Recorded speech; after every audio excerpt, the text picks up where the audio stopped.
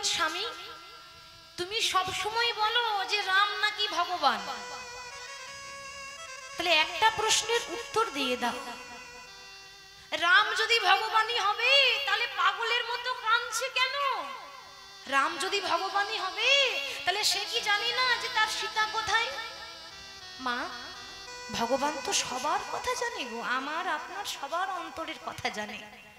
যিনি অন্তর্যামী তিনি কি জানতেন না যে আমার সীতা কোথায় আছে?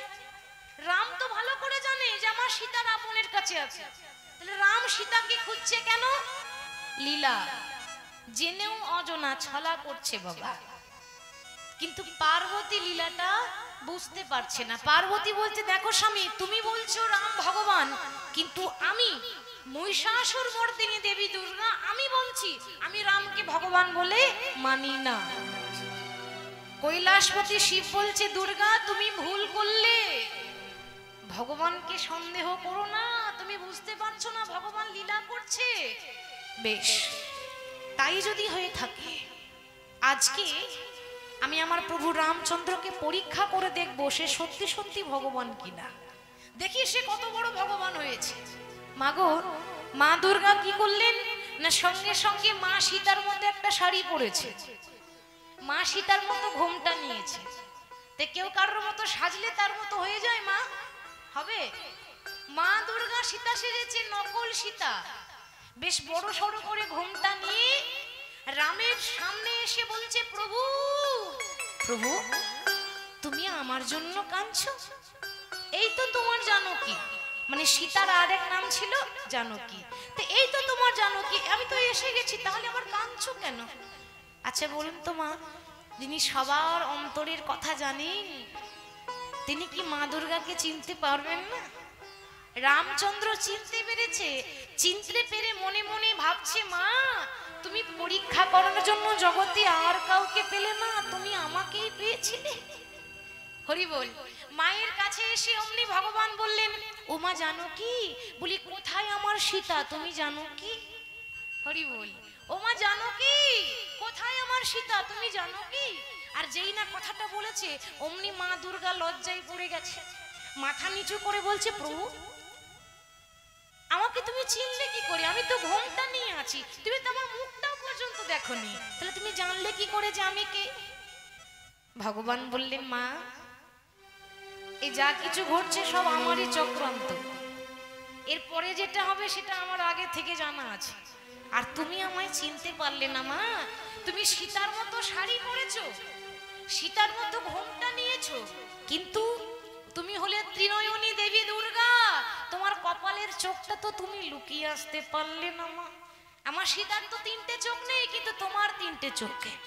মা পার্বতী লজ্জায় পেয়ে বলছে প্রভু আমার ভুল হয়ে গেছে, আমি ভেবেছিলাম তুমি ভগবান নও, আমার জীবনের সব থেকে বড় ভুল আমি তোমায় চিনতে পারি না, তোমায় চিনতে পারি না, আমি তোমায় চিনতে পারি না, তোমায় চিনতে পারি না, প্রভু অহংকারে মত্ত হয়ে আমি তোমায় চিনতে পারি না, প্রভু অহংকারে মত্ত হয়ে তোমায় চিনতে পারি না, আমি অহংকারে মত্ত হয়ে আমি তোমায় চিনতে পারি না, আমি অহংকারের মত্ত হয়ে তোমায় চিনতে পারি না।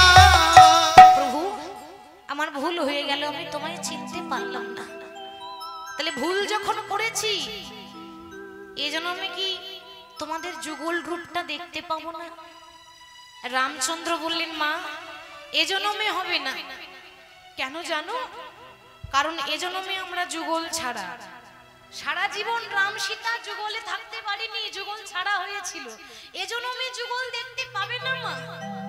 আশীর্বাদ করলাম এর পরজন্মে দাপর যুগে আমি হব বৃন্দাবনের কৃষ্ণচন্দ্র, আমার সীতা হবে আমার রাধা রানী, আর আমাদের রাধা কৃষ্ণের লীলার মাঝখানের ঘটকদার হবে তুমি, নাম হবে যোগ মায়া বড়াই বুড়ি, যাকে সবাই বলে বুড়ি মা। বৃন্দাবনের বড়াই বুড়ি মানে বুড়ি মা, সে অন্য কেউ নয়, সে স্বয়ং দেবী দুর্গা। আর সব থেকে আনন্দের কথা আসছে আমাদের কাছে মহা মহোৎসব। আমাদের কাছে শ্রেষ্ঠ উৎসব হচ্ছে মা দুর্গা পূজা, তাই না?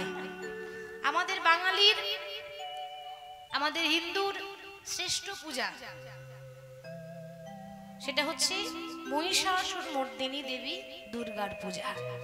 তো এই যে দুর্গা পূজা হচ্ছে বাবা শরৎকালে, দুর্গা পূজা কিন্তু শরৎকালে নিয়ম নয়, যেটা আগের নিয়ম ছিল সেটার সাথে দুর্গা পূজা কিন্তু বসন্তকালে হতো। দুর্গা পূজা বসন্তকালে হতো। দুর্গা পূজা রাবণ করত। রাবণের ঘরের অধিষ্ঠাত্রী দেবী হচ্ছে দেবী দুর্গা। রাবণ কিন্তু ওই দুর্গাকে পুজো করত।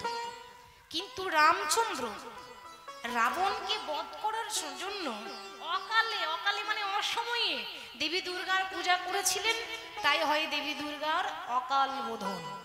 এই শরৎকালে রাম মা দুর্গার পুজো করেছিল বলে এটাকে বলা হয় শারদীয়া দুর্গা পূজা।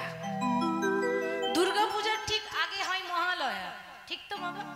আমরা ভাবি যে পূজাটা ঠিক আছে, মহালয়া আবার কি? মহালয়া তাহলে কেন হয়?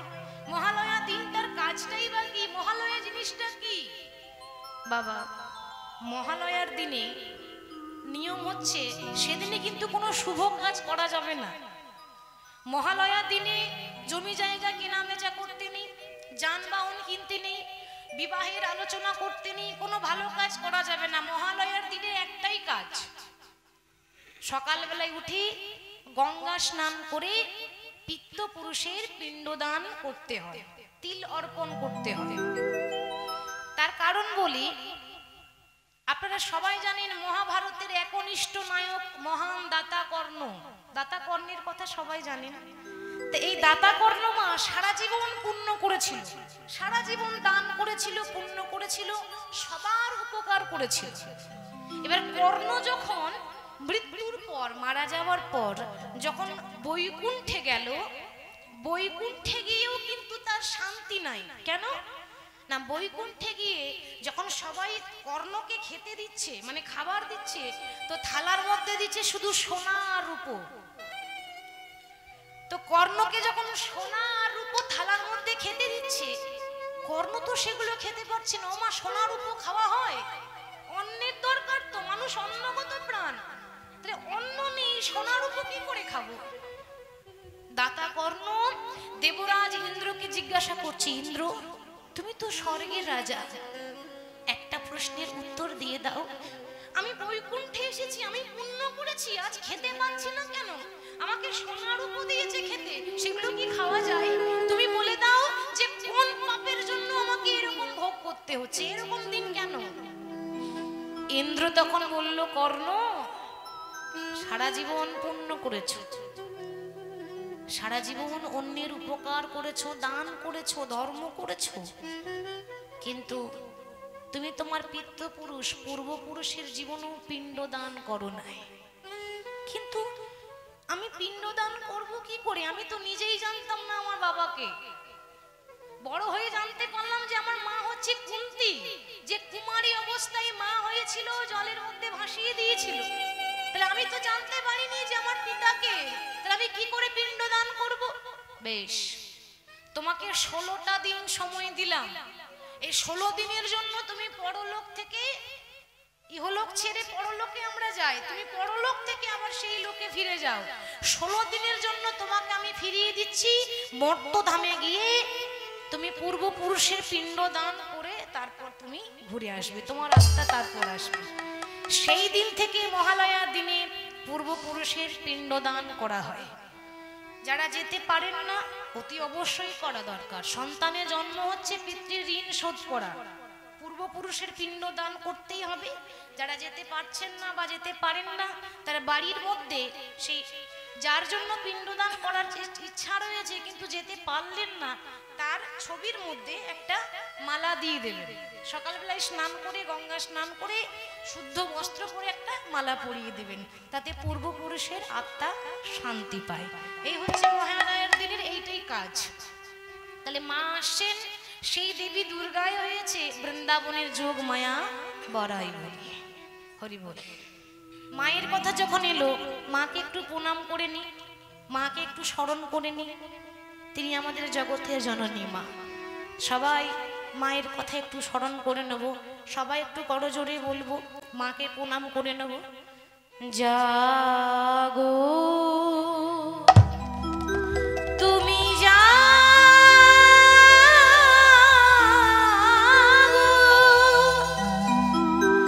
জাগো দুর্গা, জাগো দশ প্রহরিণী ধারিণী, ও মা অভয়া শক্তির বল প্রদায়িনী তুমি জাগো।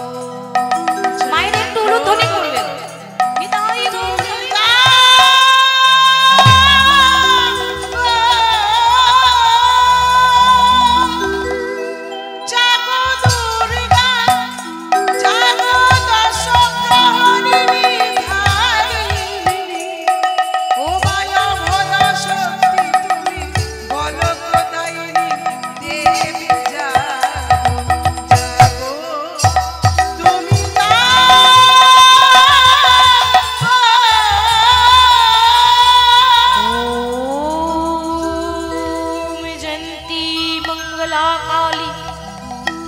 भद्रकाली कपालिनी दुर्गा शिवा क्षमा धात्री स्वाहा स्वधा नमोस्तुते। सर्वमंगल्ये मंगल्ये शिवे सर्वार्थे साधिके शरण्ये त्र्यंबके गौरी नारायणे नमोस्तुते। या देवी सर्वभूतेषु कालीरूपेण संस्थिता नमोस्तस्यै नमोस्तस्यै नमोस्तस्यै नमो नमः। या देवी सर्वभूतेषु मातृरूपेण संस्थिता नमोस्तस्यै नमोस्तस्यै नमोस्तस्यै नमो नमः। या देवी सर्वभूतेषु बुद्धिरूपेण संस्थिता नमोस्तस्यै नमोस्तस्यै नमोस्तस्यै नमो नमः। या देवी सर्वभूतेषु कृष्णरूपेण संस्थिता नमस्तस्यै नमस्तस्यै नमस्तस्यै नमो नमः। या देवी सर्वभूतेषु क्षुधारूपेण संस्थिता नमोस्तस्यै नमोस्तस्यै नमोस्तस्यै नमो नमः। या देवी सर्वभूतेषु क्षमारूपेण संस्थिता नमोस्तस्यै नमोस्तस्यै नमोस्तस्यै नमो नमः। या देवी सर्वभूतेषु लक्ष्मीरूपेण संस्थिता नमोस्तस्यै नमोस्तस्यै नमोस्तस्यै नमो नमः। या देवी सर्वभूतेषु तुष्टिरूपेण संस्थिता नमोस्तस्यै नमोस्तस्यै नमोस्तस्यै नमो नमः। या देवी सर्वभूतेषु कृष्णरूपेण संस्थिता नमोस्तस्यै नमोस्तस्यै नमोस्तस्यै नमो नमः। या देवी सर्वभूतेषु नित्यरूपेण संस्थिता नमोस्तस्यै नमोस्तस्यै नमोस्तस्यै नमो नमः। मा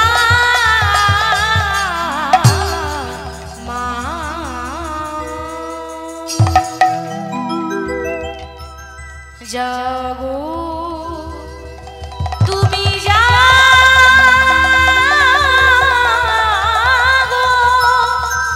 জাগো দুর্গা, জাগো দশ প্রহরিণী ধারিণী, ও মা অভয়া শক্তির বল প্রদায়িনী তুমি জাগো। চিতাই তুমি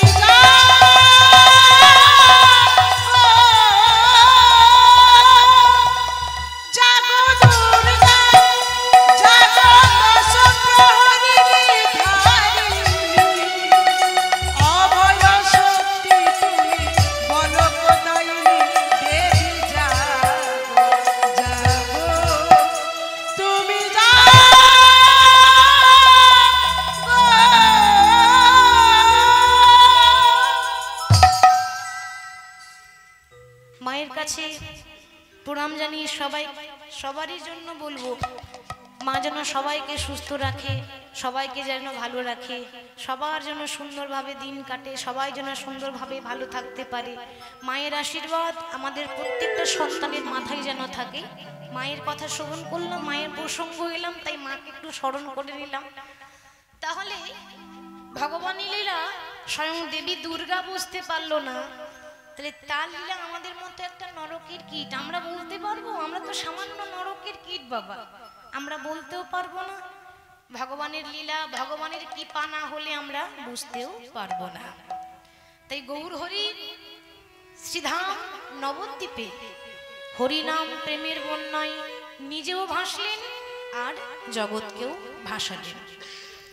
আজকে হঠাৎ হলো কি না, শিবাসের আঙিনায় নাম গাইতে গাইতে হঠাৎ দেখছে সামনে একটা তমাল গাছ। বাবা তমাল গাছ তো দেখতে কালো হয়, আর আমার কৃষ্ণও কালো, কৃষ্ণ কালো তমাল গাছ কালো। এখন এটা নবদ্বীপের কথা বলছি। গৌর হরি তমাল গাছটাকে দেখে মনে মনে ভাবছে ওটা আমার কৃষ্ণ আর আমি হলাম তার রাধা। গৌর হরি দেখতে বড় ফর্সা ছিল তো, একবারে কাঁচা সোনার মতো গায়ের রং চকচক করতো। এবার এই তমাল গাছটাকে কালো কৃষ্ণ মনে করেছে, নিজেকে রাধা মনে করেছে। বৃন্দাবনে রাধারানী যেমন কৃষ্ণকে জড়িয়ে ধরতো সেই ভাব আজ মনে করেছে। তাই গৌর হরি ওই তমাল গাছটাকে জড়িয়ে ধরবো বলে ছুটতে ছুটতে চলে যাচ্ছে। ওগো উন্মাদিনী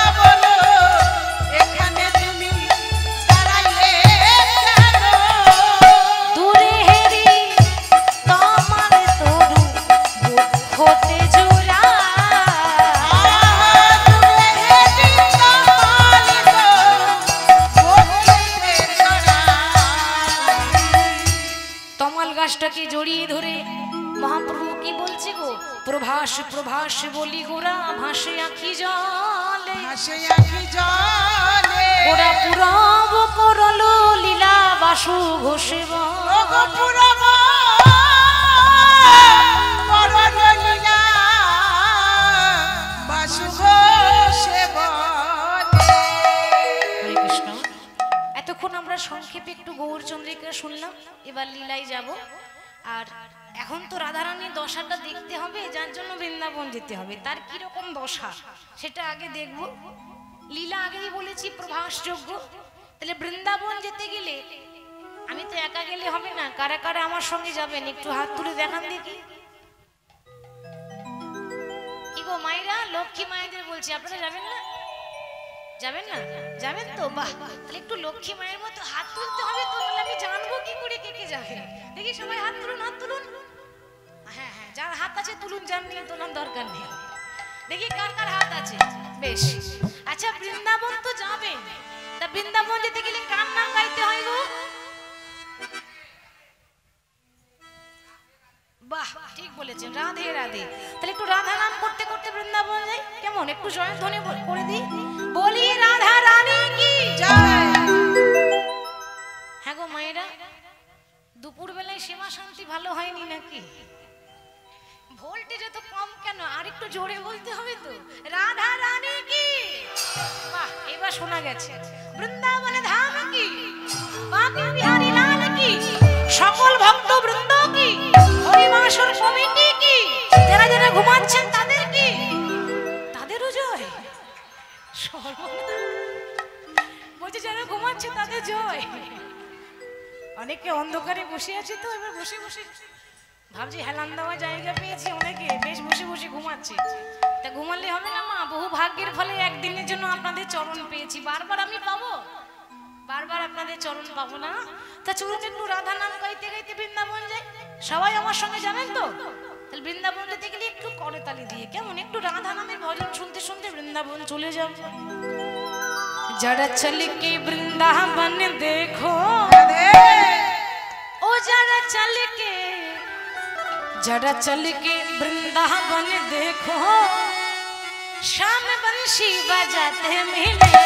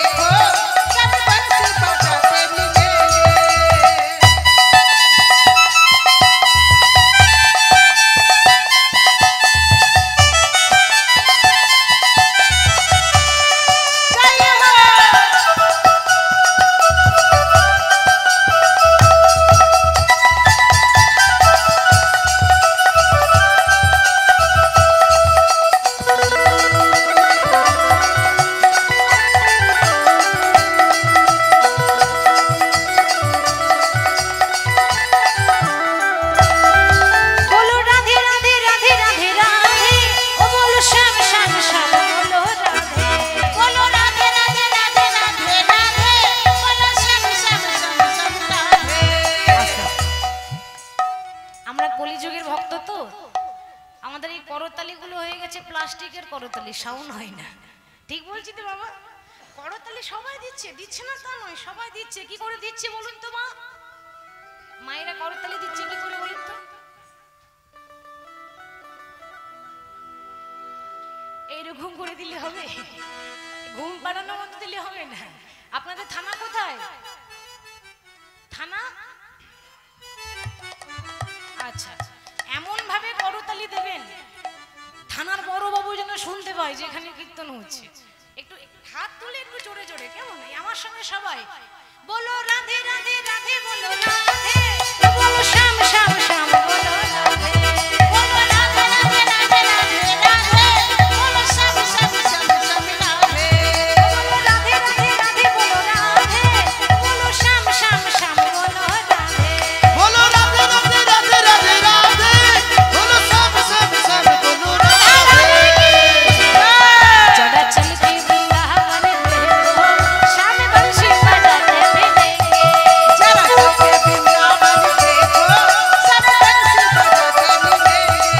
चढ़ा चल के वृंदावन देखो, श्याम बंसी बजाते मिलेंगे।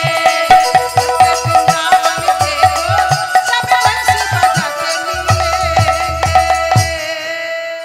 আমরা রাধা নাম গাইতে গাইতে একটা ভজনের মাধ্যমে, ভজন মানেই তো আনন্দ, রাধারানীর নাম করা মানে আমাদের সবার আনন্দ।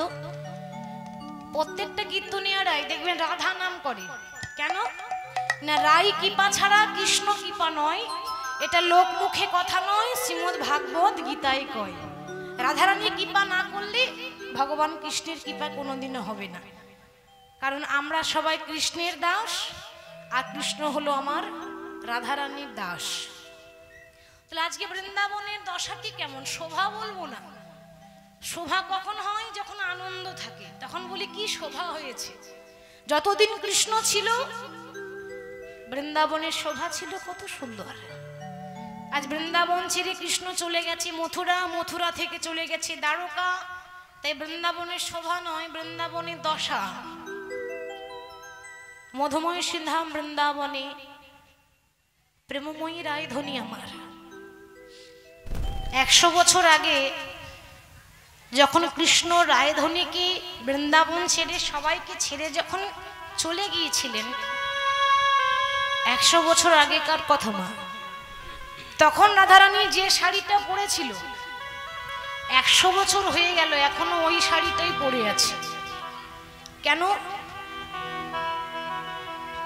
যার জন্য এত সাজ করতাম, যার জন্য নিজেকে সাজিয়ে রাখতাম আমাকে দেখে কৃষ্ণের সুখ হবে বলে, সেই দেখার মানুষটা তো নেই। কার জন্য সাজবো?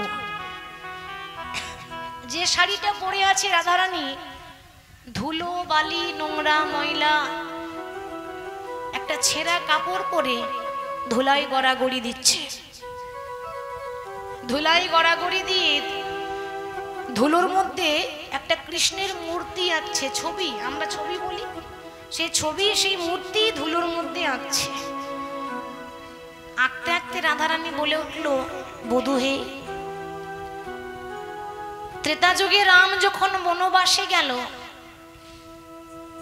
মা সীতাকে সঙ্গে করে নিয়ে গেল। রাম যেদিন বনবাসে গেল সীতাকে সঙ্গে করে নিয়ে গেল, সীতাকে তো ত্যাগ করে যায়নি বধূ।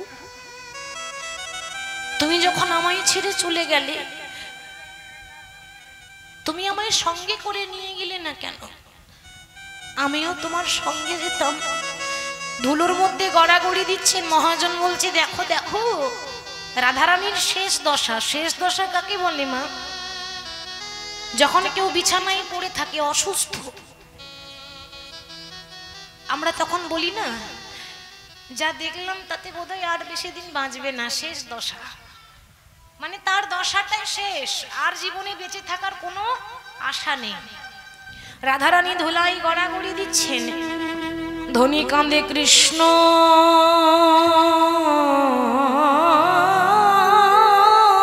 বলি, কৃষ্ণ বলে কাঁদেছে,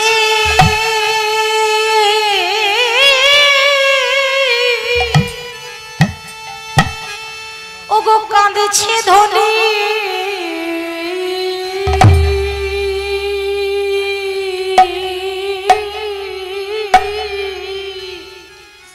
কৃষ্ণ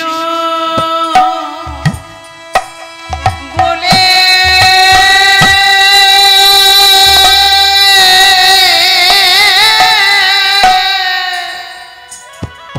কামিছে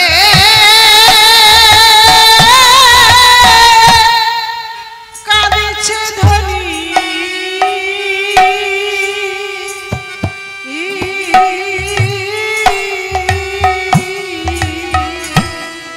আজ কৃষ্ণ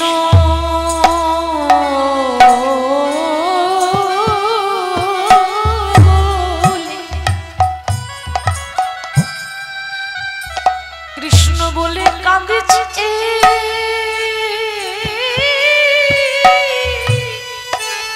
ওগো কাঁদিছে ধনী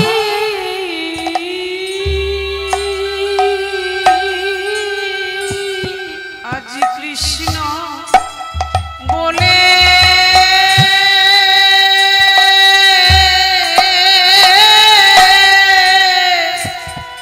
কাঁদিছে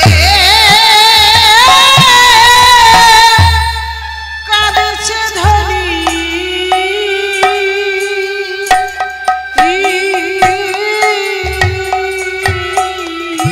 ওগো তুমি আমায় কেন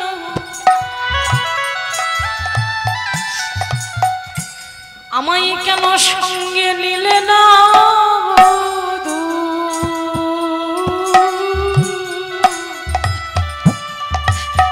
ধনী কাঁদে কৃষ্ণ বলে আজ কাঁদেছে ধনী তুমি আমায় কেন আমায় কেন সঙ্গে নিলে না মধু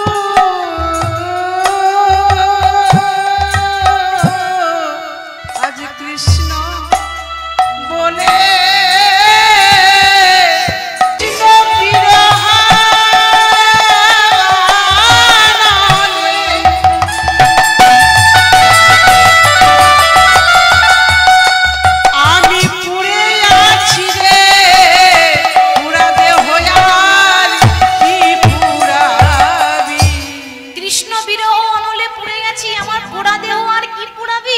ললিতা বলছে আচ্ছা ঠিক আছে পোড়াবো না তো শুনেছি না পোড়ালে জলে ভাসিয়ে দেওয়া তো যায় না বাবা?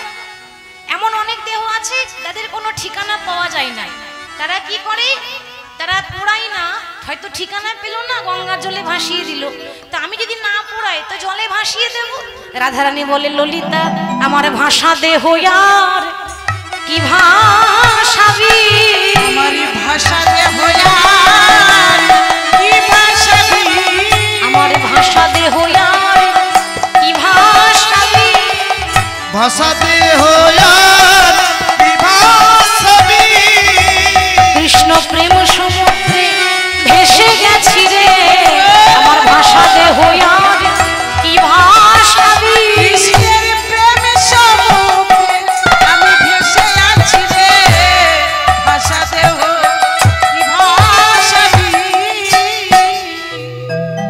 বলছে কৃষ্ণ কৃষ্ণ বলে কৃষ্ণের অনুরাগে আগে থেকে পড়ে গেছে, আর পোড়া দেহ কি পোড়াবি, আর কৃষ্ণের প্রেম সাগরে আগে থেকে ভেসে গেছি, এই ভাষা দেহ আর কি ভাষাবি। ওই জন্য বললাম পোড়াবি না জলে ভাসাবি না, ওই কদম গাছে তুলে রাখবি। দূর থেকে নারদ দেখছে, মনে মনে চিন্তা করছে আহারে যে কৃষ্ণের প্রিয়সী ভগবান তাকেও ছাড়লো না, তার জীবনও এত দুঃখ। বেশ বেশ, আমারও নাম নারদ, এ জগতে সবাই জানে আমি শুধু ঝগড়া লাগাতে জানি, নারদের কাজই তো ঝগড়া লাগানো, লাগান ভাজন করা। সবাই বলে আমি নাকি ঝগড়া লাগাই, আমি নাকি লাগান ভাজন করি। আজকে এই নারদ দেখিয়ে দেবে যে নারদ শুধু ঝগড়া লাগায় না, লাগান ভাজন করে না, নারদ ভালো কাজও করতে পারে।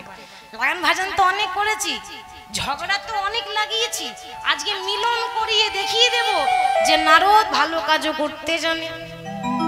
কিন্তু মিলন করাবো কি করে? রাধারানী এখানে আর কৃষ্ণ আছে কোথায়? দ্বারকা, মথুরা থেকে দ্বারকা গেছে।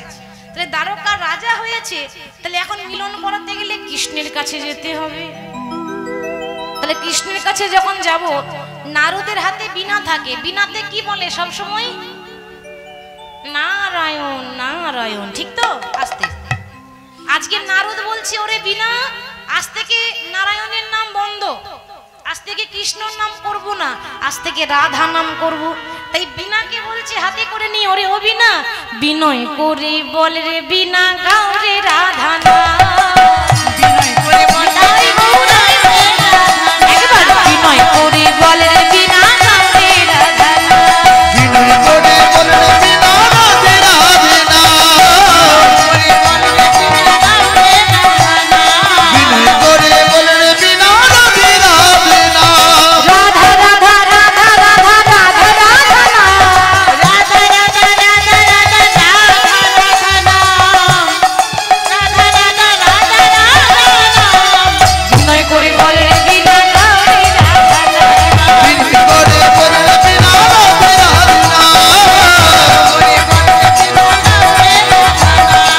বিনয় করে বল রে বীণা, রাধে রাধে নাম। সে যে বিশ্বভানু রাজনন্দিনী রাধা রানীর নাম। বিশ্বভানু রাজনন্দিনী রাধা রানীর নাম। সরোবরের মডালিনী রাধা রানীর নাম। সংসারের মোলালিনী রাধা রানীর নাম। বিনয় করে বল রে বীণা, গাও রে রাধা নাম। বিনয় করে বল রে বীণা, রাধে রাধে নাম। করে বল রে বীণা, গাও রে রাধা নাম। বিনয় করে বল রে বীণা, রাধে রাধে নাম। শ্যামকমলে, সে যে শ্যামকমলের কমলিনী রাধা রানীর নাম। শ্যাম কমলে কমলিনী রাধা রানীর নাম। শ্যামকমলের কমলিনী, কমলিনী মানে, কমলিনী মানে রাধারানীর যখন জন্ম হয়েছিল মায়ের গর্ভে হয়নি, রাধারানী অজনী সম্ভবা। রাধারানীর মা কীর্তিদা, রাধারানীর পিতা হচ্ছে বৃষভানু। তারা সরোবরে স্নান করতে গিয়ে একটা পদ্ম ফুলের ওপর রাধারানীকে পেয়েছিল। এবার পদ্ম ফুলের আরেক নাম হচ্ছে কি মা? কমল। এবার কমলের ওপর রাধারানীকে পেয়েছে তো, তাই নাম হয়ে গেল রাই কমলিনী। তাই বলছে, সে যে শ্যাম সায়রের সোহাগিনী রাধা রানীর নাম। শ্যাম কমলে কমলিনী রাধা রানীর নাম। শ্যাম সোহাগের সোহাগিনী রাধা রানীর নাম। শ্যাম সোহাগিনী রাধা রানীর নাম। একবার বিনয় করে বল রে বীণা, গাও রে রাধা নাম। বিনয় করে বল রে বীণা, রাধে রাধে নাম। করে বল রে বীণা, গাও রে রাধা নাম। হাতে বীণা নিয়েছে, বলছে আজ থেকে নারায়ণ নাম বন্ধ, আজ থেকে শুধু রাধা নাম চলবে। তাই বীণাটি হাতে নিয়ে যখন দ্বারকায় যাচ্ছে, দ্বারকায় গিয়ে পৌঁছালো, কিন্তু মনে মনে ভাবছে কৃষ্ণ তো সিংহাসনে আছে, আর সিংহাসন থেকে কৃষ্ণকে নিয়ে আসতে গেলে একটু জোর করে রাধা নাম করতে হবে, তবেই কৃষ্ণের কানে যাবে। তা দ্বারকায় পৌঁছে গিয়ে যখন নারদ মুনি গাইছে, কি গাইছে বাবা? ওগো বৃন্দাবন বিলাসিনী রাই আমাদের গো, সে যে বৃন্দাবনে আজ করেছে আলো। বৃন্দাবন বিলাসিনী রাই আমাদের গো, বৃন্দাবনে আজ করেছে আলো। সে যে বৃন্দাবন বিলাসিনী রাই আমাদের গো, সে যে বৃন্দাবনে আজ করেছে আলো। বৃন্দাবন বিলাসিনী রাই আমাদের গো, বৃন্দাবনে আজ করেছে আলো। শ্যাম সোহাগের সোহাগিনী রাই আমাদের গো, বৃন্দাবনে আজ করেছে আলো।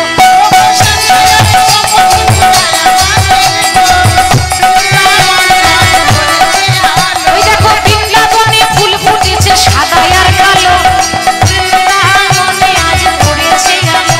আজ বৃন্দাবনে ফুল ফুটেছে সাদা আর কালো, বৃন্দাবনে আজ করেছে আলো। যেই না দ্বারকায় এসে বলছে জয় হোক রাধা রানী কি, রাধা রানী কি, রাধা রানী কি। তিনবার যখন রাধা রানীর নামে জয়ধ্বনি দিয়েছে, কৃষ্ণর যে সিংহাসনে বসেছিল দ্বারকায়, সিংহাসন টলমল টলমল করছে। কেন? ভগবান মনে মনে চিন্তা করলো, ও মা, এই রাধা নাম তো বৃন্দাবনে সবাই বলে, রাধা নাম কিন্তু মথুরাতে কেউ বলে না। আপনি যদি বৃন্দাবন যান তো সরাসরি বৃন্দাবন পৌঁছাতে পারবেন না, আগে আপনাকে মথুরা স্টেশনে নামতে হবে, তারপর আপনি বৃন্দাবন যেতে পারবেন। বৃন্দাবনে কিন্তু কোনো ট্রেন যায় না, মথুরা স্টেশনে নামতে হয়, তারপর যেতে হয়। কিন্তু মথুরাতে কেউ রাধা নাম করে না, রাধা নাম শুধু বৃন্দাবনেই বলে, রাধে রাধে রাধে। তাহলে মথুরাতেও বলে না, দ্বারকাতেও রাধা নাম কেউ করে না, তাহলে হঠাৎ রাধা নাম কে বলছে? চারিদিকে তাকিয়ে তাকিয়ে দেখছে যে দ্বারকাতে রাধা নামে কে বলে।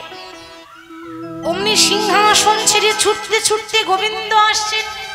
ওরে আমায় কে সোনালি রাধা মন্ত্র, আমায় কে সোনালি রাধা মন্ত্র, আমায় কে সোনালি রাধা মন্ত্র, কে সোনালি রাধা মন্ত্র, যে নামের গুণে পাষাণ গলে যায়, কে সোনালি রাধা মন্ত্র, যে নামের গুণে পাষাণ গলে যায়, কে সোনালি রাধা মন্ত্র, যে নাম শুনে হৃদয় ভরে যায়, কে সোনালি রাধা মন্ত্র। যে নাম শুনে আমার হৃদয় ভরে যায়, কে সোনালি রাধা মন্ত্র।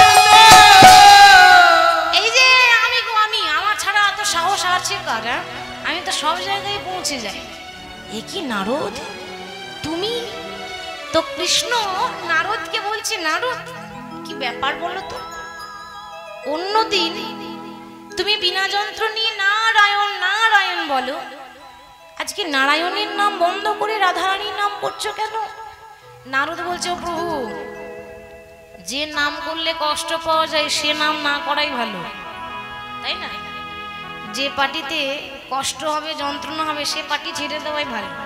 ওই জন্য আমি ভাবলাম কৃষ্ণ পার্টি ছেড়ে দিয়ে রাধা নামের পার্টি ধরবো। ওই জন্য আমি কি করলাম জানো, আজ থেকে মনে মনে ঠিক করেছি, আজ থেকে ভগবানের নাম করা বন্ধ, আজ থেকে আমি শুধু রাধারানীর নাম করব। কেন আমার নাম বন্ধ করে দিয়ে রাধার নাম ধরেছো কেন? আমি কি কোনো দোষ করেছি নাকি? আমি কি কোনো অপরাধ করেছি? নারদ বলছে, শোনো, অপরাধ নয়, অপরাধ নয়। তুমি ভেবেছো যে দ্বারকায় রাজা হয়ে বসবে আর মহান রাজা হয়ে যাবে, তাহলে তো হবে না।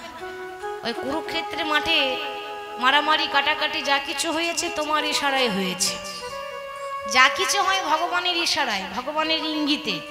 বাবা, ভগবানের ইচ্ছা ছাড়া গাছের একটা পাতা পর্যন্ত নড়ে না, আর আমরা মনে করি যে আমরাই সব কিছু করছি, তাই না?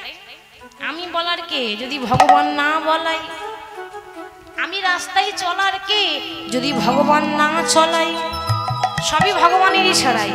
পুতুল নাচ যখন হয়, দেখেছেন? এখন তো হয় না, আগে হতো। পুতুল নাচ যখন হয়, পুতুল আপনা আপনি নাচতে পারে? মা মায়েরা পুতুল নাচতে পারে? আপনা আপনি পারে না। তাহলে কি করে নাচে? একজন হাতে সুতো ধরে পুতুলটা কন্ট্রোল করে নাচে, ঠিক তো? পুতুল নাচ সবাই দেখতে পায়, কিন্তু যিনি নাচাচ্ছেন,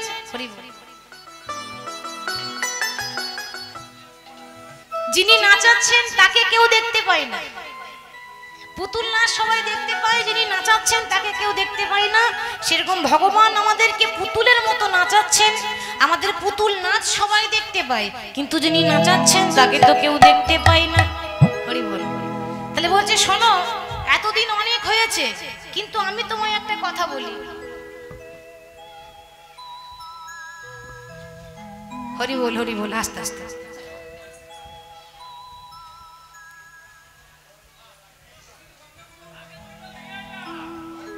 আচ্ছা, বেশ বেশ বেশ।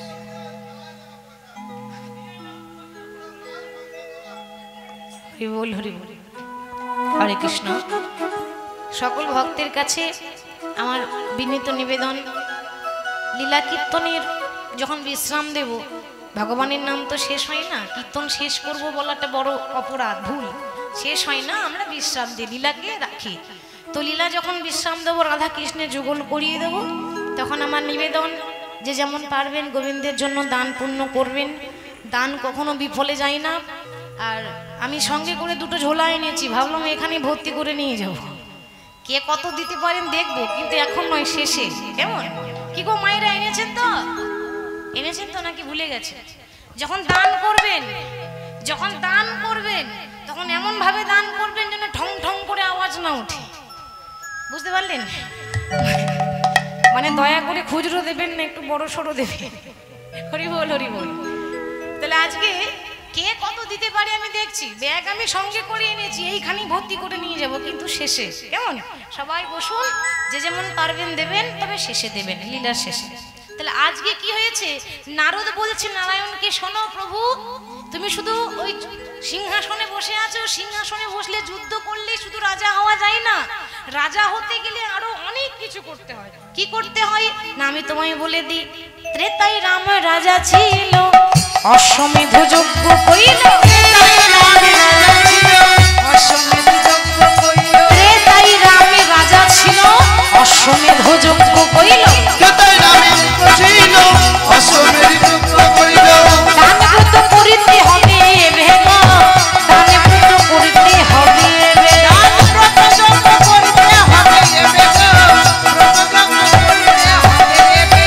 শোনো বলি ওহে রাজন ত্রিভুবন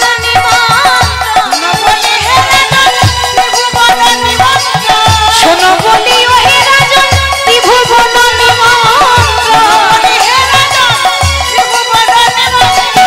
করিতে তোমায় এবার হবে গো, করিতে তোমায় এবার হবে।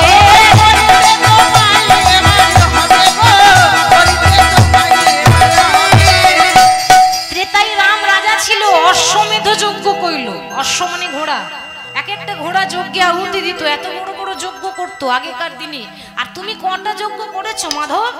সিংহাসনে বসে মনে মনে ভাবছো আমি রাজা হয়ে গেলাম। হ্যাঁ, তা শুধু সিংহাসনে বসে থাকলে হবে না, বলি দান ব্রত করতে হবে, দান ব্রত করতে হবে, তবে যজ্ঞ সাঙ্গ হবে, দান ব্রত করতে হবে,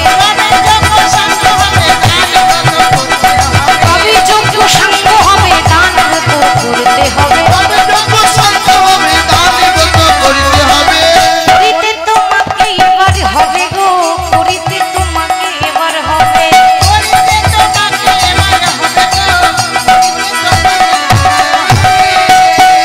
তোমাকে যজ্ঞ করতে হবে, যজ্ঞ। একটা ভালো কাজ একা একা করা যায় কি মা? সবাইকে 5 জনকে সঙ্গে নিয়ে হয়। এই যে হরিবাসরের আয়োজন করেছেন, নামের আয়োজন করেছেন, একা একা হয়েছে? 5 জন এক জায়গায় হয়েছে, 5 জনের পরামর্শ নিয়েছে, তারপরে হঠাৎ করে নামের আয়োজন করেছে। 5 জনকে নিয়েই ভালো কাজ হয়, শুভ কাজ হয়, একা হয় না। তাহলে তুমি যজ্ঞ করবে, যার জন্য সবাইকে নিমন্ত্রণ করতে হবে। স্বর্গে দেবদেবী যত আছে সবাইকে নিমন্ত্রণ করতে হবে। যজ্ঞের শেষে আরতি করতে হবে। আরতির পর যে যা চাইবে তোমাকে হাসি মুখে দান করতে হবে। মনে রেখো শ্যাম, দান যেন হাসি মুখে দেওয়া হয়, মানে মুখ ঘুরিয়ে ঘুরিয়ে দিলে হবে না। বলে কেন মুখ ঘুরিয়ে আবার কেউ দান দেয়? বলে দিয়েছিল ত্রেতা যুগে।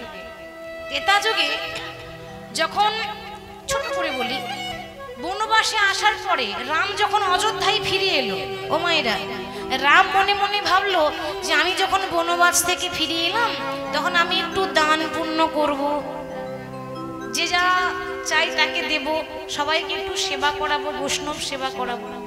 তা সবাইকে দান করছে কে? হনুমান। মানে দানের দায়িত্ব দিয়েছি হনুমানকে, কিন্তু মা হনুমান দিচ্ছে মুখটা ঘুরিয়ে ঘুরিয়ে দিচ্ছে, মানে ওই দিতে হয় বলে দিচ্ছে, মন থেকে দিচ্ছে না।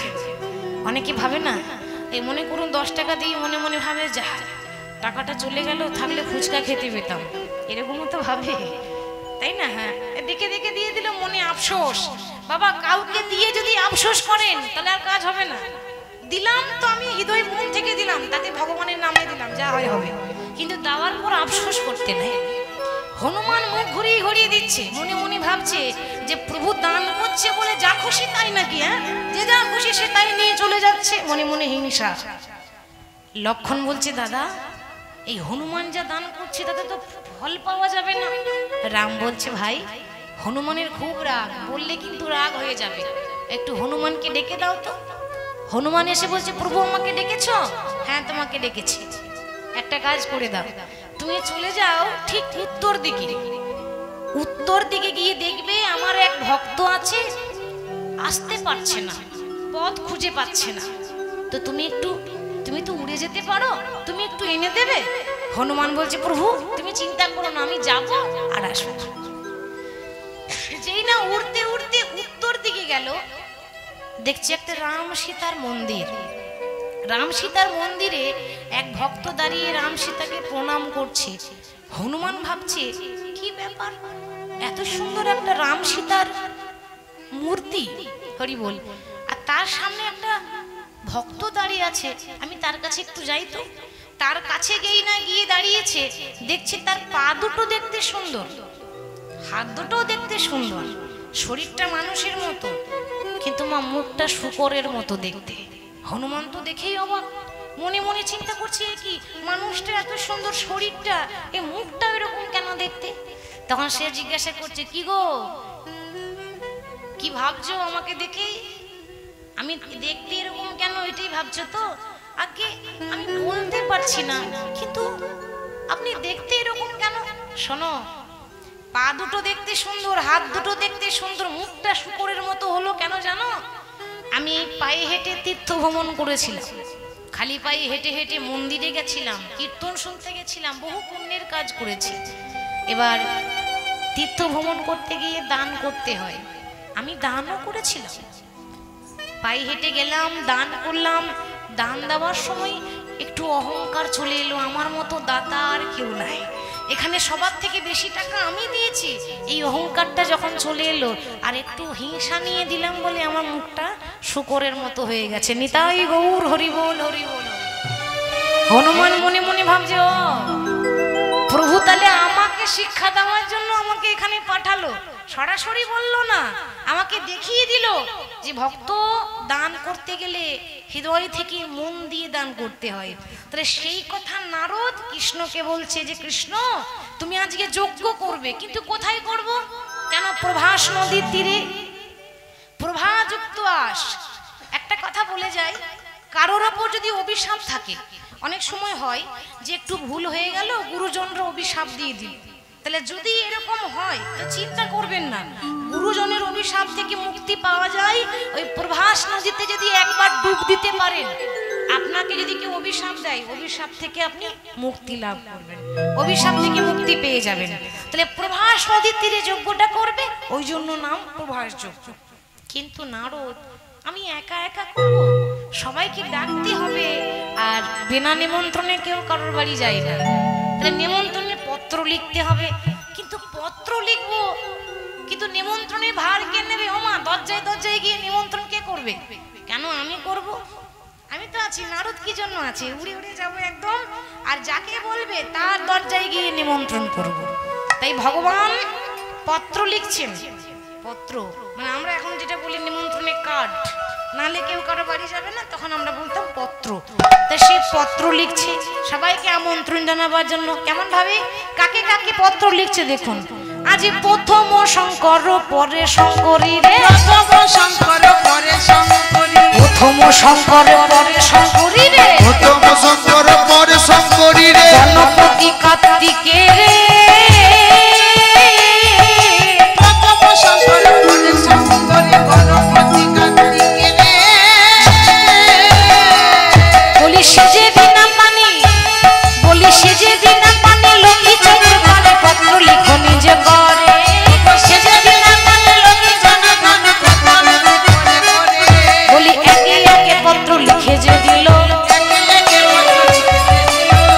একে পত্র লিখে যে দিল, একে একে পত্র লিখে যে দিল, প্রথমে শঙ্করে পরে শঙ্করী রে, একে একে পত্র লিখে যে দিল, প্রথম শঙ্কর পরে শঙ্করীকে পত্রকে পত্র লিখে দিল। সেজে বিনা পানি, আহা সেজে বিনা পানি, লক্ষ্মী চন্দ্র পানে পত্র নিজ করে, পত্র লিখে নিজ করে। তাহলে কি বললো? প্রথমে শঙ্কর পরে শঙ্করী রে। শঙ্কর মানে, শঙ্কর মানে শিব, আর শঙ্করী মানে দুর্গা। তাহলে প্রথম শঙ্কর, পরে শঙ্করী রে, গণপতি মানে গণেশ, তারপর কার্তিকে রে। সেজে বিনা পানি, বিনা পানি কাকে বলে? সরস্বতী। লক্ষ্মী চক্রপাণী, লক্ষ্মী আর চক্রপাণী মানে যে হাতে চক্র ধরেছে বিষ্ণু, তাকে নিমন্ত্রণ করেছে। পত্র লিখন নিজেও করে। তাহলে একে একে পত্র লিখে দিল, যথাযোগ্য সম্বোধন। এবার পত্র লেখার শেষে নিচে একটা কিছু লিখতে হয়। কি লিখতে হয়? নিয়ম আছে। যেমন যদি আমরা শিব পূজা করি, আমরা কি বলি? ওম নমঃ শিবায়। তাহলে শিবের পত্রে কিন্তু ওম নমঃ শিবায় লিখেছে। মা দুর্গাকে যখন পত্র লিখেছে, নিচে লিখেছে শ্রী শ্রী দুর্গা মাতা সহায়। এটা লিখতে হয়, পত্রের নিচে লিখতে হয়। তারপর গণেশকে যখন লিখেছে, তখন লিখেছে সিদ্ধিদাতা গণেশায় নমঃ। কার্তিককে লিখেছে, একে একে লিখেছে, সবাইকে লিখলো, পত্র লিখে দিল। পত্র কিন্তু নারদ নিয়ে যাচ্ছে কোথায়? শঙ্করকে নিমন্ত্রণ করতে গেলে শঙ্কর আছে কোথায় মা? কৈলাস। সেই কৈলাসে যাচ্ছে। তা কেমন ভাবে যাচ্ছে গো?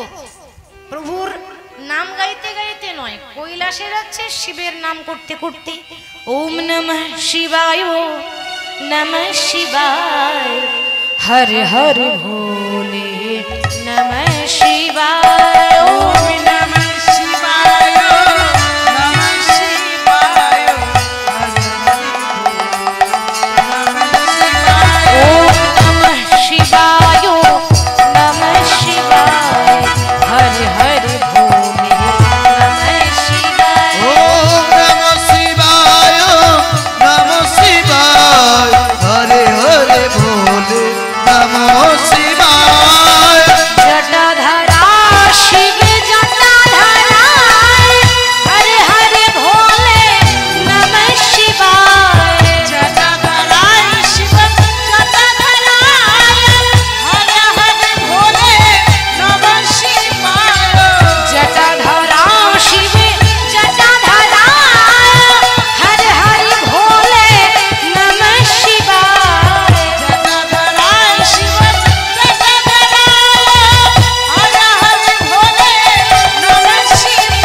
ওম নমঃ শিবায়, নমঃ শিবায়, হর হর ভোলে নমঃ শিবায়। ওম নমঃ শিবায়, নমঃ শিবায়, হরে হরে ভোলে নমঃ শিবায়। ত্রিশূলধারী নমঃ শিবায়, হর হর ভোলে নমঃ শিবায়।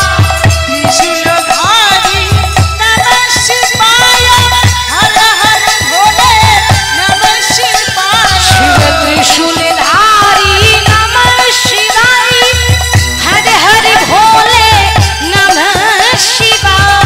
ত্রিশূলধারী নমঃ শিবায়, হর হর ভোলে নমঃ শিবায়। ওম নমঃ শিবায়, নমঃ শিবায়, হর হর ভোলে নমঃ শিবায়। ওম নমঃ শিবায়, নমঃ শিবায়, হরে হরে ভোলে নমঃ শিবায়। নমঃ শিবায়, নমঃ শিবায়, নমঃ শিবায়। ওম নমঃ শিবায় বলে যেই না নিমন্ত্রণের পত্র নিয়ে নারদ কৈলাসে প্রবেশ করেছে, আর যেই না শিবের হাতে নিমন্ত্রণ পত্র দিয়েছে, ওমা এতদিন পর হরির ডাক। হর হরি একাত্তা বলি না, হর মানে শিব আর হরি মানে নারায়ণ কৃষ্ণ। তাহলে এতদিন পর ভগবানের নিমন্ত্রণ এসেছে। হ্যাঁ গো, কে না যেতে চাইবে? হ্যাঁ?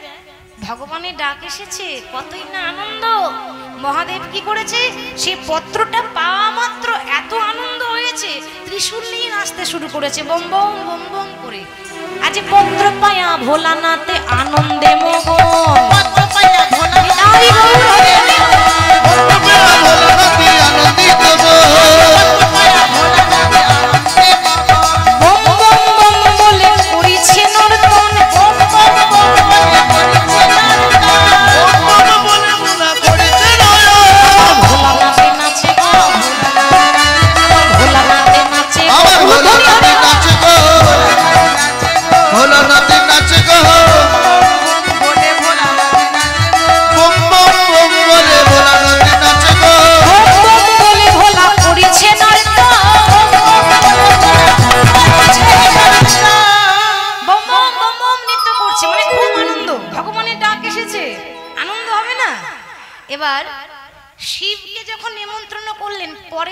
পত্র কাকে দিলেন? শঙ্করী, মানে দেবী দুর্গা।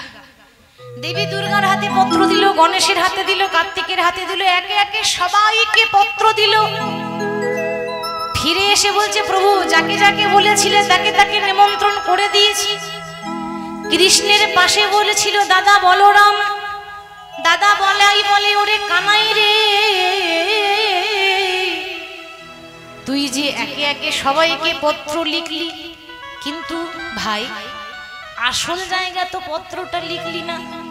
আসল জায়গা মানে আমি তো সবাইকে নিমন্ত্রণ করেছি, তাহলে এমন কোন জায়গায় আছে যেখানে আমার বাদ পড়ে গেল? ভাই যারা তোকে এত ভালোবাসে,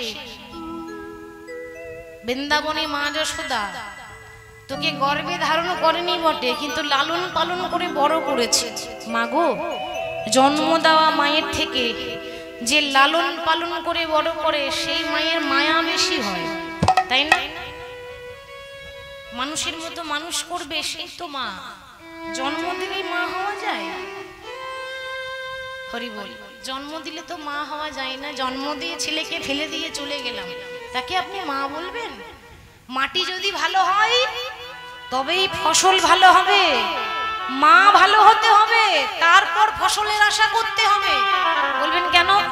মাগো, মন্দিরে গিয়ে ভগবানের কাছে আঁচল পেতে বলি, প্রভু আশীর্বাদ করো, আমার খোকা বড় হয়ে যেন ডাক্তার হতে পারে। অনেকে বলে প্রভু আশীর্বাদ করো, আমার ছেলে বড় হয়ে যেন ইঞ্জিনিয়ার হতে পারে, তাই না মা? কেউ বলছে আমার ছেলে বড় হয়ে যেন মাস্টার হতে পারে। কিন্তু কেউ কোনোদিনও দয়াময়ের কাছে আঁচল পেতে দাঁড়িয়ে বলেনি যে দয়াময় আমার ইঞ্জিনিয়ারের দরকার নাই, আমার ডাক্তারের দরকার নাই, আমার স্কুলের মাস্টার দরকার নাই, আশীর্বাদ করো আমার সন্তান বড় হয়ে যেন কৃষ্ণ ভক্ত হতে পারেনি। তাই গৌর হরি বল। আশীর্বাদ যখন করবেন বাবা, কাউকে একটা আশীর্বাদ করবেন, তুমি কৃষ্ণ ভক্ত হও, তোমার যেন ভক্তি আসে, এটা সব থেকে বড় আশীর্বাদ। মা কাকে বলে একটা ছোট্ট উদাহরণ প্রমাণ দিই, এইখানে বুঝতে পারবেন মা কাকে বলে। কশ্যপ মুনি বলে একজন মুনি ছিলেন। সে কশ্যপ মুনির 11টা স্ত্রী, 4টে প্রধান, অদিতি, দিতি, কদ্রু আর বিনতা। এটা কিন্তু মায়েদের জন্য, মায়েরা শুনবেন কথাটা।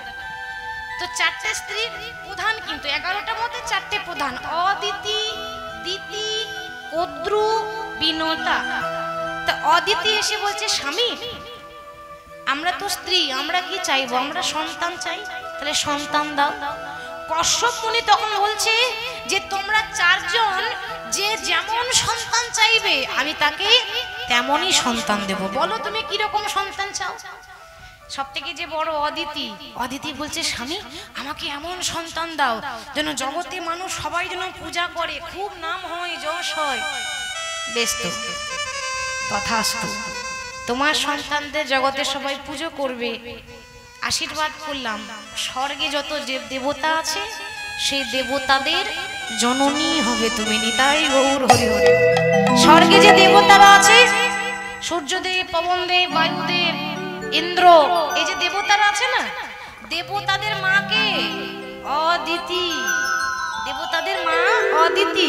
2 নম্বর এগিয়ে এলো দিতি। এই দিতির মনে আমার খুব হিংসা, মানে এর মতো মুখরা আর কেউ নাই। মুখরা মানে বোঝেন তো, মায়েরা ভালো জানবে ব্যাপারটা। মুখরা কাকে বলে মা? কেউ বলতে পারবে না। মুখরা কাকে বলে বাবা? যারা মিষ্টি মিষ্টি কথা বলে, যাদের বেশি মুখে জোর, যারা খুব ঝগড়ুটে হয় তাদেরকে বলে মুখরা, ঠিক তো? ও মায়ের একটা কথা বলি, যারা খুব ঝগড়ুটে হয় না, দেখবেন তাদের মুখের ডিজাইনটাই আলাদা হয়, হয় না? ঝগড়ুটেদের মুখের ডিজাইন আছে। কিরকম ডিজাইন দেখুন, মনে করুন ওই শাশুড়ির কাছে বৌমার নিন্দা, আবার ওই বাড়িতে গিয়ে বৌমার কাছে শাশুড়ি নিন্দা, এরকম করে না? তাই বলে আমাকে ভাববেন না যেন আমি দেখালাম, এরকম করে বাবা। তে মুখরা দিতি কিন্তু খুব হিংসা, সে আবার জোর গলায় বলছে শোনো, যেমন মেয়ে সেরকম স্বভাব হবে, শোনো দিদিকে তো সব দিয়ে দিলে, বলি আমার জন্য কিছু আছে? আরে বাবা তোমার জন্য আছে। এ তুমি সবসময় এরকম জোর গলাই কেন বলো? বলো কিরকম সন্তান চাও? শোনো, আমি ওই রকম সন্তান চাই না, আমাকে এমন সন্তান দেবে যে সন্তানদেরকে দেখে স্বর্গের দেবতারা যেন ভয়ে থরথর করে কাঁপে। বাহ, যার যেমন মন সে তো সেরকমই মানুষ হবে। বেশ, তুমি যখন এরকমই ছেলে চাও, তথাস্তু। এই পৃথিবীতে যত রাক্ষস আছে, যত অসুর আছে, সেই অসুরদের জননী হবে তুমি। তাহলে যত অসুর আছে, যত রাক্ষস আছে, হিরণ্যকশিপু, হিরণ্যাক্ষ, যত রাক্ষস আছে, এই রাক্ষসদের মা হলো দিতি। বলি 3 নাম্বার আসি কদ্রু। কদ্রুকে বলছি, বলো তুমি কিরকম সন্তান চাও? কদ্রু বলছে, স্বামী আমাকে একটা দুটো নয়, হাজার হাজার সন্তান দিও, আর এমন সন্তান দিও যে সন্তানদেরকে দেখে স্বর্গের দেবতাও কাঁপবে, আর এই পাতালের রাক্ষসরাও কাঁপবে, মানুষ পর্যন্ত ভয়ে কাঁপবে। বেশ, তাই হবে, আশীর্বাদ করলাম। স্বর্গে যত ওই মর্তধামে যত সাপ আছে, সে সাপেদের জননী হবে তুমি। যে সাপ দেখেছেন না আপনারা? আমরা অবশ্য সবাই জানি যে বিশ্বহরী মা মনসা, তিনি হচ্ছেন সাপেদের মা।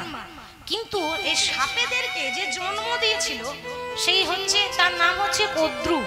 জগতে আর যে সব সাপগুলো দেখছেন, সেই সাপেদের যে জন্ম দিয়েছে, সেই নারীর নাম কদ্রু। সবার থেকে ছোট হলো বিনতা। নাম দেখছেন? বিনতা মানে সবসময় মাথাটা নিচু হয়ে থাকে, খুব নরম স্বভাবের মেয়ে। এবার সবার থেকে যে ছোট হয় না, তার কদর একটু বেশি হয়, তার আদরও বেশি হয়। তো স্ত্রীদের মধ্যে ছোট, তো তাই বিনতাকে বিনতা বলে না, বিনু বলে। তো স্বামী তখন ডাকছে, বিনু। বিনু মাথা নিচু করে দাঁড়িয়েছে। বিনু, তোমার দিদিরা যে যেমন চাইলো সন্তান, তারা আমার কাছে চাইলো, আমি দিয়েছি, তুমি সন্তান চাইবে না? বিনতা বলছে, স্বামী ওই দিদিদের মতো হাজার হাজার কুসন্তান হওয়ার থেকে একটা সুসন্তান হওয়া অনেক ভালো। ঠিক বলেছে তোমার? ওইরকম কুসন্তানের দরকার নাই, একটা সুসন্তান চাই। আর কিরকম সন্তান চাই জানো? তোমার স্ত্রী তোমার কাছে আঁচল পেতে ভিক্ষা করছে আজ। আমি যেদিন বিছানায় পড়ে থাকবো, কথা বলতে পারবো না, দেহ ক্ষীণ হয়ে যাবে, যেদিন দেহ ছেড়ে প্রাণ পাখি উড়ে চলে যাবে, এমন সন্তান দিও সে যেন আমার কানের কাছে একটু নাম শোনাতে পারে। অর্থাৎ আমায় একটা কৃষ্ণ বলা পাখি দিও, কৃষ্ণ বলা পাখি দিও, আমায় কৃষ্ণ বলা পাখি দিও, কৃষ্ণ বলা পাখি দিও, যেন কৃষ্ণ কৃষ্ণ বলিতে পারে, আমায় কৃষ্ণ বলা পাখি দিও, যেন কৃষ্ণ কৃষ্ণ বলিতে পারে, কৃষ্ণ বলা পাখি দিও। বিনু। এ কি বললে? তুমি একটা কৃষ্ণ বলা পাখি চাইছো? বাহ, ভগবানের কাছে প্রার্থনা করব তোমার মতো মা যেন ঘরে ঘরে ভগবানকে দেয়। এরকম মা কজন হয় গো? একটা কৃষ্ণ বলা পাখি দিও। বেশ, আমি আশীর্বাদ করলাম, তুমি ভক্তিমতী নারী, তোমার গর্ভে একটা পাখির জন্ম হবে। তুমি পাখি চেয়েছো, তোমার গর্ভে একটা পাখিরই জন্ম হবে, যে পাখি হবে নারায়ণের বাহন, নাম হবে গরুর পক্ষী। নিতাই গৌর হরি হরি। তাহলে বৈকুণ্ঠের নারায়ণের বাহন হলো গরুর পক্ষী, সে একটা পাখি। ওই পাখিকে জন্ম দিয়েছে এই বিনতা। দেখেছেন মা কাকে বলে? এই ঘটনাটা শোনার উদ্দেশ্য হলো ভগবানের কাছে চাওয়ার মতো চাইতে হবে। আমরা চাইতে জানি না বলে পাই না, চাওয়ার মতো চাইতে হবে। তো যদি কৃষ্ণ ভক্ত সন্তান চাই, ভগবান নিশ্চয়ই দেবে। দাদা বলরাম বলছে, ভাই কানাই রে, যে লালন পালন করে বড় করেছে, সেই মাকে কি করে ভুলে গেলি ভাই? তাকে কি পত্র দিবি না? কানাই বলে, দাদা গো, আমি ভেবেছিলাম বৃন্দাবনে সবাইকে ঘরে ঘরে পত্র লিখবো, কিন্তু কোন মুখে লিখবো বলতে পারো দাদা? আমি ভেবেছিলাম লিখবো, কিন্তু আমি যে ভাষা খুঁজে পেলাম না গো, আমি ভাষা খুঁজে পেলাম না গো, দাদা গো ভাষা খুঁজে পেলাম না গো, ভাষা খুঁজে পেলাম না গো, দাদা কি বলে আমি পত্র লিখব, আমি যে ভাষা খুঁজে পেলাম না গো, ওগো কি বলে আমি পত্র লিখিব, ভাষা খুঁজে পেলাম না গো, ভাষা খুঁজে পেলাম না, তবুও তো লিখতে হবে। দাদা লিখবো কি করে? লিখতে আমার লজ্জা করছে, কেন জানো? যে ছেলে মা কাঁদিয়ে চলে আসে, সে কোন মুখ নিয়ে মাকে পত্র লিখবে বলতে পারো? ওরে তুই ভুলে গেলি যে সন্তান কুসন্তান হতে পারে, কিন্তু মা কোনোদিন কুমাতা হয় না। কি গো মা হয়? ছেলে মাকে ভুলে যায়, মা কোনোদিন ছেলেকে ভুলে না গো। মা কোনোদিন ছেলেকে হৃদয় থেকে আলাদা করতে চায় না, সে যে হৃদয়ের টুকরো, তুই যেমন পারবি তেমন ভাবে লিখ। এবার বাঁকা শ্যাম বাঁকা বাঁকা অক্ষরে লিখছে, লেখার সময় বলছি মা আমি তোমার অযোগ্য ছেলে, তোমার যোগ্য ছেলে হতে পারলাম না। আমি শুনেছি, আমি জানি আমি কুসন্তান, কিন্তু তুমি তো কুমাতা নও। তুমি যেন কৃপা করে এই যজ্ঞে এসে তোমার গোপালকে আশীর্বাদ দিয়ে যেও। আবার বাবাকে লিখছে, সবাইকে আলাদা আলাদা। বাবাকে লিখছে, ওগো পিতা গো, তুমি বৃন্দাবনে দাঁড়িয়ে থেকে কত বড় বড় যজ্ঞ সম্পন্ন করেছ, আজকে তোমার ছোট্ট গোপাল, ছোট্ট বললো কেন? কৃষ্ণ তো অনেক বড় হয়ে গেছে, রাজা হয়ে গেছে, কিন্তু ছোট্ট বললো কেন? মা বাবার কাছে ছেলে মেয়েরা ছোটই থাকে। বাবা আজকে তোমার ছোট্ট গোপাল একটা যজ্ঞ করবে, তুমি তো আমার পিতা হয়ে সেই যজ্ঞে এসে তোমার গোপালকে আশীর্বাদ দিয়ে যেও। সখাদেরকে লিখলো, ওরে সখারে, যজ্ঞ করতে গেলে সারাদিন উপবাস করতে হয়, মানে অন্ন সেবা করা যাবে না। তাহলে বৃন্দাবনে তোরা তো প্রতিদিন আমাকে ফল খাওয়াতিস, আজকে আসার সময় আমার জন্য বৃন্দাবনের পাকা পাকা ফলে পেরে আনিস। রাধারানীকে বলছে, রাই তুমি তো আমার অর্ধেকটা শক্তি রায়, সারা জীবন আমাকে শক্তি দিয়েছো, আজকে আমার অন্তিম লীলায় এসে আমাকে জন্য শক্তি প্রদান করে যেও। তাহলে একে একে পত্র লিখে নারদের হাতে দিল, নারদ সেই পত্র নিয়ে বৃন্দাবনে যাচ্ছে। বৃন্দাবনে যখন যাচ্ছে, বৃন্দাবনে গিয়ে দেখছে সবার অবস্থা কেমন। বৃন্দাবনে শ্রীদাম সুদাম, সুদাম দাম বসুদাম, সবাই বলে ওরে কানাই কানাই মরম সখা হে রে, তোমার লাগি ব্যাকুল আমার মরম সখা হে, তোমার লাগি আর মরম সখা ওরে, তোমার লাগি ব্যাকুল আমার মরম সখা তোমার লাগি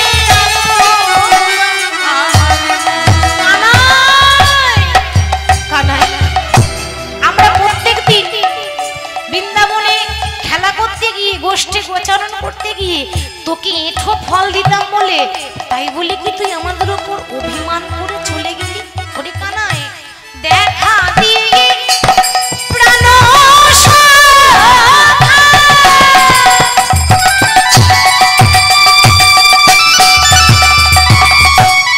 রাখো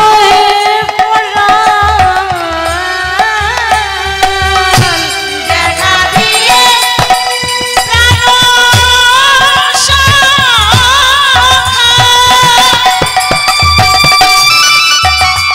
ওরে রাখো পরাণ,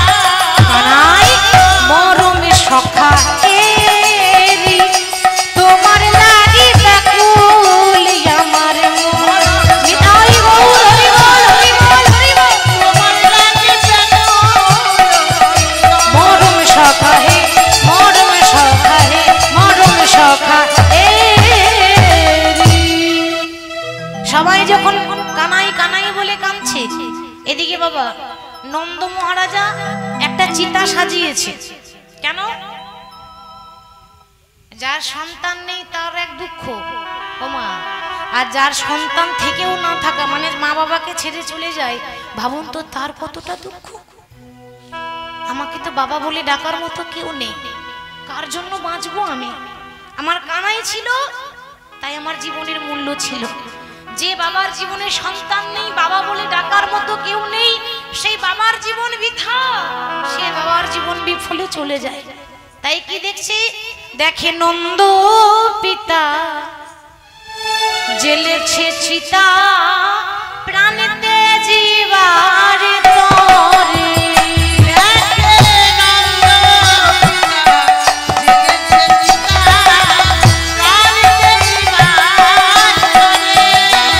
দেখে নন্দ পিতা জেলেছে চিতা প্রাণেতে জীবার তরে। নন্দ পিতা জ্বেলেছে চিতা প্রাণতে জীবার তরে।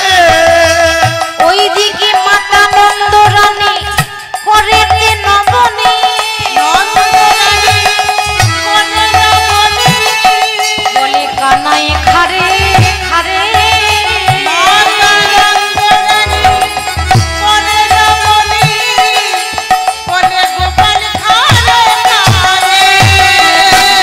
নন্দ পিতা জেলেছে চিতা প্রাণেতে জীবার তরে।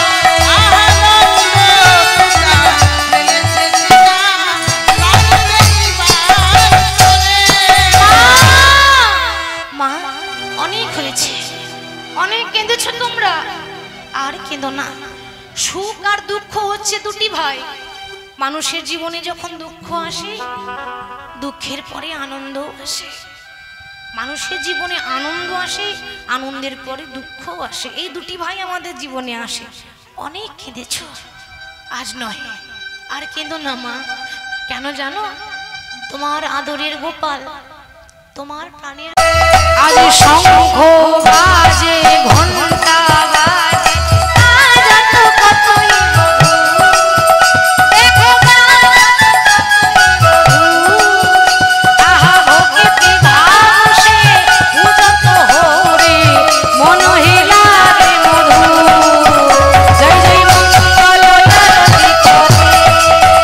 জয় জয় মঙ্গল আরতি করে, জয় জয় মঙ্গল আরতি করে, জয় জয় মঙ্গল আরতি করে, জয় জয় মঙ্গল আরতি করে, জয় জয় মঙ্গল আরতি করে।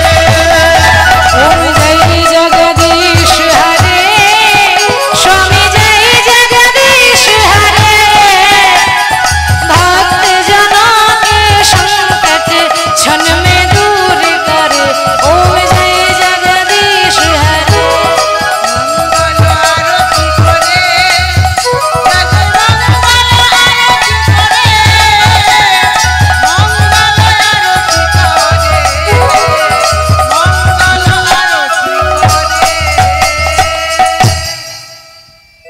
আজকে যজ্ঞ শেষে তারা আরতি করছে, কিন্তু ভগবান সেখানে নেই, ভক্তরা আরতি করছে। যজ্ঞ ভগবান সম্পন্ন করেছেন, আর এই দিকে ভগবান রাধারানীর মনোবাসনা পূর্ণ করার জন্য ঝুলনা মানে দোলনায় বসেছেন।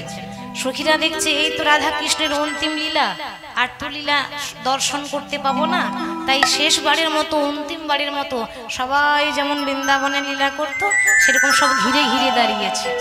ঘিরে ঘিরে দাঁড়িয়ে সবাই করতালি দিচ্ছে আর শোভাটা দর্শন করছে। আসুন আমরা রাধা কৃষ্ণকে এই দোলনার উপরেই বসিয়ে সুন্দর করে ঝুলনায় ঝোলা দিয়ে আমরা লীলা বিশ্রাম দেব। তা সবাই আমার সঙ্গে গাইবেন, দোলে রাই কিশোরী দোলে রাস বিহারী, ঝুলনে দোলাই রাধার বংশী ধারী। দোলে রাই কিশোরী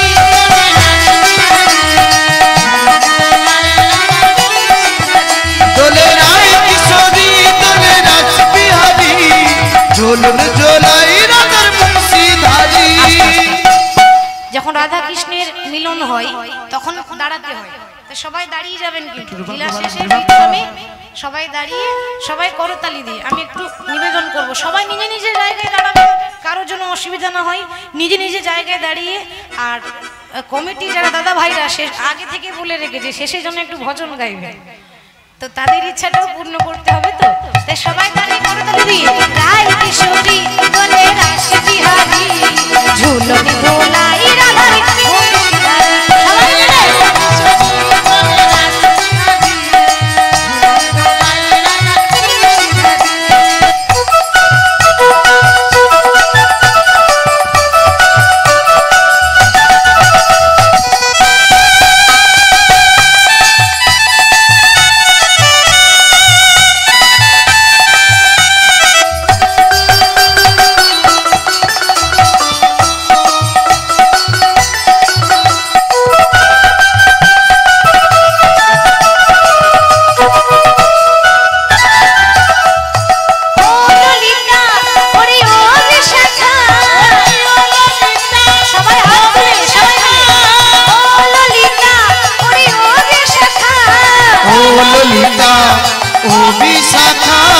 ঝুলনে দোলা দাও ঝুলিয়ে রাই কিশোরী বলে রাস বিহারী ঝুলনে দোলাই রাধার বংশীধারী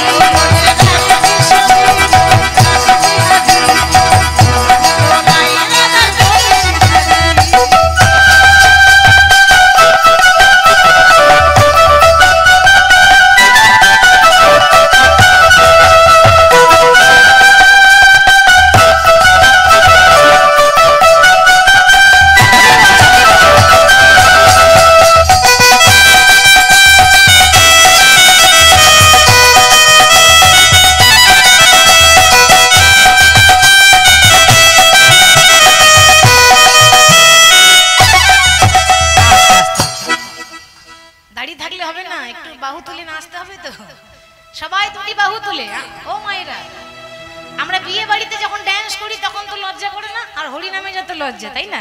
ভগবানের নামে সবাই দু বাহু তুলে কৃষ্ণ বলে